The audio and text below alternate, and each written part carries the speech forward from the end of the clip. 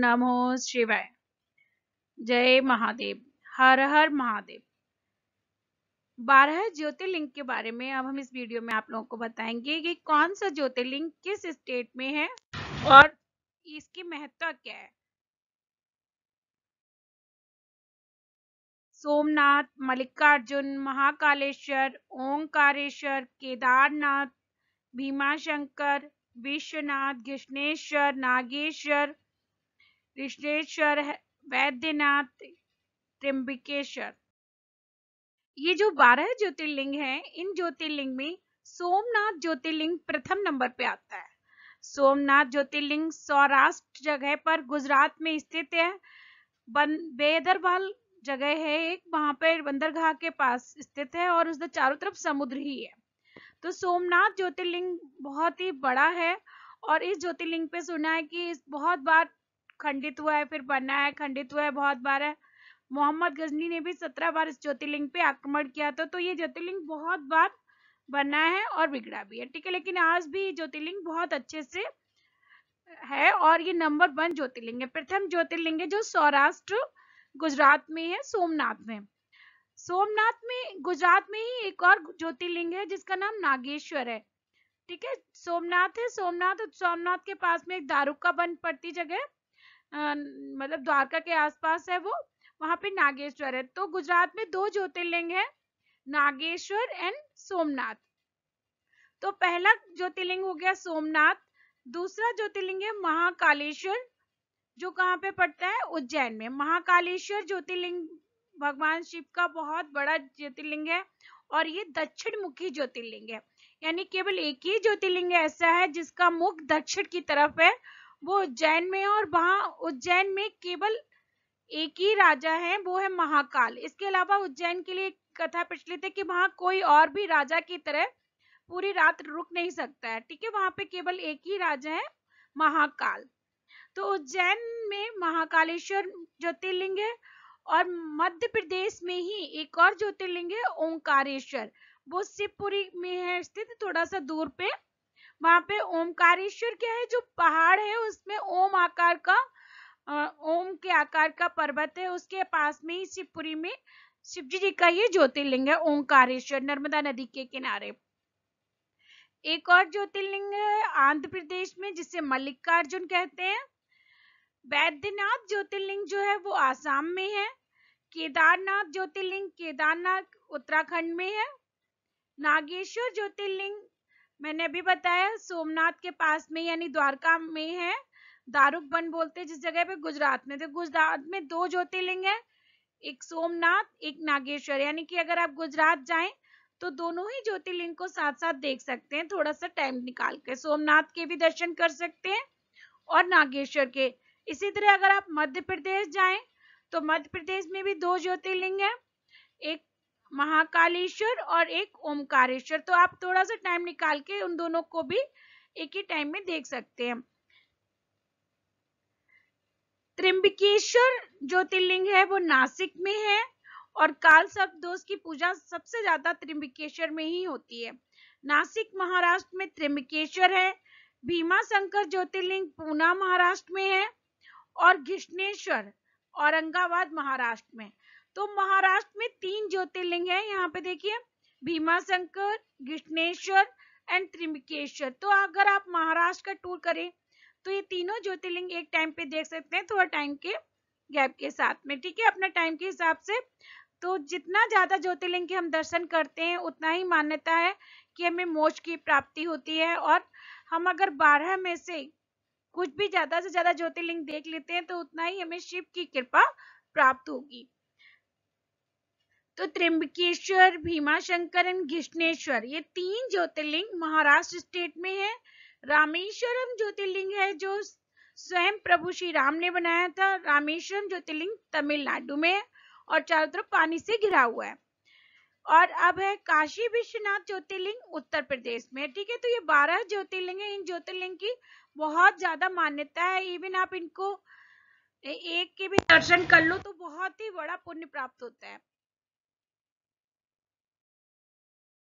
तो ज्योतिर्लिंग में हम आज बात करेंगे प्रथम ज्योतिर्लिंग की, सोमनाथ ज्योतिर्लिंग की। सोमनाथ ज्योतिर्लिंग का प्रादुर्भाव किस तरह हुआ, किस तरह इसकी स्थापना हुई और किस तरह बना, और इसकी क्या महत्वाकांक्षा है।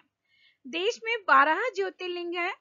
सौराष्ट्र स्थित सोमनाथ मंदिर को प्रथम ज्योतिर्लिंग माना जाता है। सावन के महीने में अगर हम ज्योतिर्लिंग के दर्शन कर लेते हैं और उनकी कथा सुनते हैं तो इसका विशेष फल माना जाता है। ठीक है, तो अभी हम सावन का महीना आने वाला, तो सावन के महीने में हम इस ज्योतिर्लिंग के जरूर दर्शन करें, इनकी कथाएं सुने। शिव जी की जितनी उपासना करते हैं सावन के महीने में उतना ही हमारे लिए अच्छा रहता है। सोमनाथ ज्योतिर्लिंग ये पहला ज्योतिर्लिंग है जो कि गुजरात के काठियावाड़ स्थित प्रवास में विराजमान है। एक पौराणिक कथा के अनुसार महाभारत के युद्ध में भी भगवान श्री कृष्ण ने अपनी नल लीला समाप्त की थी। तो यहाँ पे देखो इस ज्योतिर्लिंग की दो मान्यताएं हैं। एक तो ये शिवजी जी का ज्योतिर्लिंग है, वो सोमनाथ के नाम से इसलिए है क्योंकि चंद्रमा का नाम सोम है। तो चंद्रमा ने खुद यहाँ पे 10,000 करोड़ मंत्रों द्वारा महामृत्युंजय जप करके बहुत टाइम तक यहाँ पे जप किया था, तब जाके शिव जी ने इनको दर्शन दिए थे। तो इस सोमनाथ में शिव जी चंद्रमा भगवान ने खुद प्रसन्न होकर, चंद्रमा भगवान से प्रसन्न होकर शिव जी ने यहाँ पे अपना ज्योतिर्लिंग स्थापित हुआ था। दूसरा ये है कि श्री कृष्ण ने भी जब अपना ये शरीर छोड़ा था, नर लीला समाप्त की थी, तो द्वारका में ये गुजरात का ही ये स्थान था जहाँ पे इन्होंने ये अंतिम बार अपने शरीर यहाँ पे छोड़ा था। ये कथा इस तरह की है। सोमनाथ ज्योतिर्लिंग की कथा इस प्रकार है कि प्रजापति दक्ष ने अपनी 27 कन्याओं का विवाह चंद्रमा से किया था। प्रजापति दक्ष की सारी पुत्री चंद्रमा को पति के रूप में पाकर बहुत ही खुश थी, लेकिन चंद्रमा अपनी सारी पत्नियों में से रोहिणी को ज्यादा प्रेम करते थे। इस बात को पता चलते ही सारी पत्नियां दुखी रहने लगी और उन्होंने ये सब बात अपने पिताजी को बताई। उनकी सारी व्यथा को सुनकर दक्ष ने उनके दुर्व्यवहार से बहुत दुखी हुए। वह चंद्रमा से जाकर मिले और उन्होंने ऐसा व्यवहार न करने के लिए कहा। इस प्रकार राजा दक्ष ने चंद्रमा को प्रेम पूर्वक समझाया और ये सोच लिया कि चंद्रमा अब सुधर जाएगा और वापस चले गए। इतने प्रेम पूर्वक समझाने के बाद भी चंद्रमा प्रजापति दक्ष की बात नहीं मानी और रोहिणी के प्रति अपना प्रेम ज्यादा ही रहा और सभी दूसरी पत्नियों के प्रति उसका समान व्यवहार नहीं रहा। फिर दोबारा वही बात सुनकर दक्ष को बहुत दुख हुआ। बार बार समझाने पर भी चंद्रमा ने उनकी बात नहीं मानी। इस प्रकार दक्ष प्रजापति को गुस्सा आ गया और उन्होंने चंद्रमा को श्राप दे दिया कि तुम्हें क्षय रोग हो जाए, यानी क्षय रोग हो जाए, यानी कि तुम्हारा शरीर क्षीण हो जाए। इतना कहकर न था कि क्षण भर में चंद्रमा क्षय रोग से ग्रसित हो गया। चंद्रमा के क्षय रोग से ग्रसित होने के साथ साथ चारों तरफ हाहाकार मच गया। सारे देवता दुखी हो गए क्योंकि भाई सब प्रकाश नहीं होगा तो कैसे काम चलेगा। प्रकाश क्षीण हो रहा था तो सभी लोग भय हो गए, दुखी हो गए। तो सब लोग ब्रह्मा जी के पास गए और अपनी व्यथा बताई। ब्रह्मा जी ने कहा जब इस श्राप को टाला तो नहीं जा सकता, लेकिन एक उपाय है, उसे थोड़ा कम कर सकते हैं। अगर चंद्रमा कल्याणकारी प्रभा क्षेत्र में चले जाए, यानी जिस जगह पे सोमनाथ का मंदिर बना है वो कल्याणकारी प्रभा क्षेत्र है, वहां पर महामृत्युंजय मंत्र का जाप करें और श्रद्धा पूर्वक भगवान शिव की आराधना करें। प्रजापति दक्ष के शाप से मुक्त हो सकते हैं। इस प्रकार ब्रह्मा जी ने यह उपाय बताया कि शिवलिंग की स्थापना करके भगवान भोलेनाथ को प्रसन्न करो और महामृत्युंजय मंत्र का जाप करो। ब्रह्मा जी की बात सुनकर सभी देवतागण चंद्रमा के पास गए और प्रभा मंडल में पहुंच गए। वहां पर वह महामृत्युंजय का जप कर भगवान शिव की आराधना करने के लिए उन्होंने 6 महीने तक निरंतर तपस्या की। चंद्रमा ने वहां पर 6 महीने तक निरंतर तपस्या की और 10 करोड़ महामृत्युंजय मंत्र का जाप किया और वह निरंतर खड़े होकर तपस्या करते रहे। फिर भगवान शिव प्रकट हो गए और उन्होंने उनके अपराध को क्षमा कर दिया। भगवान ने कहा मैं तुम्हारी वो पूरा जो श्राप लगा पूरा तो नष्ट नहीं कर सकता हूँ, पूरा खत्म नहीं कर सकता हूँ, लेकिन हाँ उसका प्रभाव कुछ कम कर सकता हूँ। तुम जिस तरह 15 दिन तक तुम क्षीण होगी, लेकिन 15 दिन तक तुम्हें वो फिर से स्वस्थ हो जाओगे। तो यानी कि भगवान शिव ने कहा तुम्हारी कला एक पक्ष में प्रतिदिन छीड़ हुई, धीरे धीरे 15 दिन तक छीड़ होगी, और दूसरे पक्ष में यानी जैसे ही शुक्ल पक्ष आएगा प्रतिदिन बढ़ती रहेगी। इस प्रकार तुम स्वस्थ और लोक सम्मान के योग्य हो जाओगे। यह वरदान मिलते ही चंद्रमा भगवान शिव की स्तुति करने लगते हैं, जिससे प्रसन्न होकर भगवान शिव लिंग रूप में वहीं पे विराजमान हो जाते हैं, जिसे आज सोमनाथ ज्योतिर्लिंग के रूप में जाना जाता है। सोम में चंद्रमा का ही नाम है, तो चंद्रमा के इस प्रभाव से स्वयं शिवजी जी ने प्रकट होकर ज्योति स्वरूप प्रकट होकर वहां पर अपने दर्शन दिए, इसीलिए इसको ज्योतिर्लिंग कहते हैं। तो जहाँ पे स्वयं शिवजी जी प्रकट होते हैं जिस जगह पे, उसी जगह को हम ज्योतिर्लिंग के नाम से जानते हैं। वहीं पर सारे देवताओं ने एक सोमनाथ कुंड की भी स्थापना की, जिसमें भगवान शिव और ब्रह्मा जी का वास माना जाता है, और आज भी वहां पे सोमनाथ कुंड में लोग नहाते हैं और भगवान शिव और ब्रह्मा जी का उसे वास मानते हैं। हर हर महादेव। पावन प्रभास क्षेत्र में जहाँ पे सोमनाथ मंदिर बना है, सोमनाथ ज्योतिर्लिंग की महिमा महाभारत, श्रीमद् भागवत तथा स्कंद पुराण में भी है। उन्होंने भगवान शिव को ही अपना नाथ स्वामी मानकर यहाँ तपस्या की थी, अतः इस ज्योतिर्लिंग को सोमनाथ कहा जाता है। इसके दर्शन, पूजन, आराधना से भक्तों के जन्म जन्मांतर के सारे पाप नष्ट हो जाते हैं, और भगवान शिव और माता पार्वती की कृपा का पात्र बनते हैं। मोक्ष का मार्ग उनके लिए सहज हो जाता है, उनके लौकिक पारलौकिक सारे कृत्य स्वयं सफल हो जाते हैं, और भगवान शिव और माता पार्वती की असीम कृपा मिलती है। भारतीय उपमहाद्वीप के पश्चिम में अरब सागर के तट पर स्थित आदि ज्योतिर्लिंग श्री सोमनाथ महादेव मंदिर की छटा ही बहुत अद्भुत और निराली है, अत्यंत श्रम्य और अत्यंत शोभनीय है। यह तीर्थ स्थान देश के प्राचीनतम तीर्थ स्थानों में से एक है। इसका उल्लेख स्कंद पुराण, श्रीमद् भगवद गीता, शिव पुराण, प्राचीन ग्रंथों में ऋग्वेद में भी सोमेश्वर महादेव की महिमा का उल्लेख है।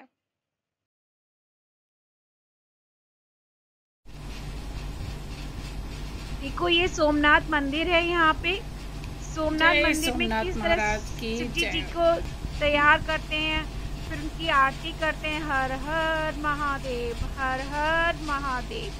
शिवजी जी की आरती अर्चना करते हैं, तैयार करते हैं। जिस तरह महाकालेश्वर मंदिर में शिवजी जी की अर्चना करके दिन में 3 बार उनको अलग अलग श्रृंगार करते हैं, इसी तरह सोमनाथ में भी अलग अलग श्रृंगार करते हैं। सुबह अलग श्रृंगार होता है, दोपहर में अलग, शाम को अलग। और सोमनाथ का शिवलिंग का जो आकार है वो भी बहुत बड़ा है। इस ज्योतिर्लिंग का जो आकार है, सभी जितने भी ज्योतिर्लिंग है 12 ज्योतिर्लिंग में सबसे ज्यादा बड़ा हुआ आकार सोमनाथ के ज्योतिर्लिंग का ही है। जय हर हर महादेव। ओम नमः शिवाय, ओम नमः शिवाय, ओम नमः शिवाय, ओम शिवाय नमः। ओम नमः शिवाय, ओम नमः शिवाय, ओम नमः शिवाय, ओम शिवाय नमः। ओम नमः शिवाय, ओम नमः शिव, ओम शिवाय नमः। ओम नमः शिवाय, ओम नमः शिवाय, शिवाय नमः। जय सोमनाथ महाराज की जय, जय सोमनाथ महाराज की जय हो, जय सोमनाथ महाराज की जय हो, जय सोमनाथ महाराज की जय हो।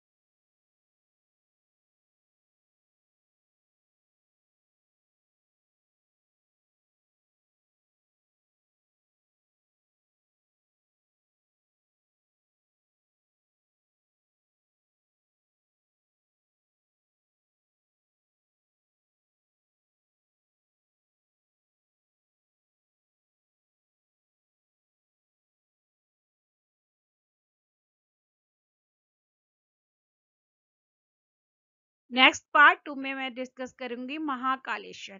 महाकालेश्वर मंदिर की किस तरह उत्पत्ति हुई और इसके क्यों ये इतना महत्वपूर्ण है उसके बारे में बताऊंगी। सब प्रेम से बोलिए हर हर महादेव। जय श्री राम, जय श्री राम, हर हर महादेव।